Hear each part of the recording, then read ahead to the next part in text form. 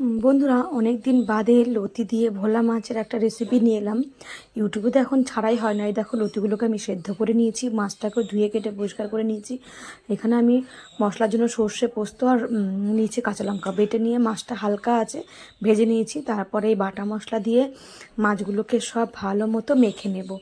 মেখে নেওয়ার পরে তারপর লতিটা একটু হালকা করে ভাজবো না, জাস্ট ওই তেলের মধ্যে লতিটাকে মিশিয়ে লবণ হলুদ আর যা বাটা বেটেছিলাম সেগুলো সব দিয়ে কাঁচা তেল দিয়ে মেখে তারপর ঢেকে বসিয়ে দেবো।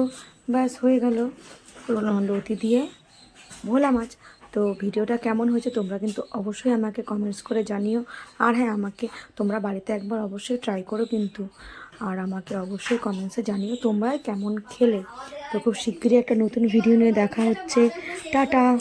আর হ্যাঁ, একটা কথা বন্ধুরা, যদি ভিডিওটা ভালো লাগে তাহলে লাইক কমেন্ট শেয়ার করতে কিন্তু একটুও ভুলো না।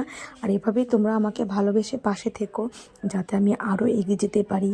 টাটা।